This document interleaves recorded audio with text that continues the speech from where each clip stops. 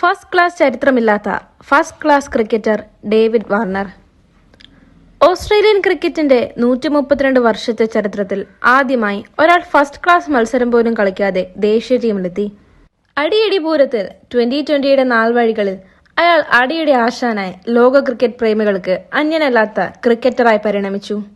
അടി മാത്രമല്ല, ജന്മസിദ്ധമായ രസികത്വവും നിലം തൊട്ടു നടക്കുന്ന മനുഷ്യനെന്ന സ്വഭാവ മഹിമയും വാർണർ എന്ന ക്രിക്കറ്റർക്കപ്പുറം വാർണർ എന്ന മനുഷ്യനെ ആരാധകർക്ക് ഏറെ പ്രിയങ്കരനാക്കി.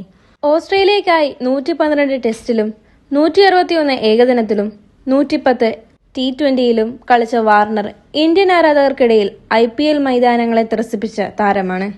പന്തുചുരണ്ടൽ വിവാദവും വിലക്കുമൊക്കെ നേരിട്ട ആ കരിയർ സംഭവബഹുലമായിരുന്നു. മറ്റ് ഓസ്ട്രേലിയൻ ക്രിക്കറ്റേഴ്സിൽ നിന്നും വിഭിന്നമായി ഇന്ത്യയെയും ഇന്ത്യക്കാരെയും സ്നേഹിക്കുകയും നെഞ്ചോട് ചേർക്കുകയും ചെയ്യുന്ന ഡേവിഡ് വാർണർ എന്ന ക്രിക്കറ്റർ ക്രീസിലും പുറത്തും പക്ക എന്റർടൈനർ ആയിരുന്നെന്ന് കാലം കറുത്ത മഷിയിൽ അടിവരയിട്ടെഴുതുന്നു.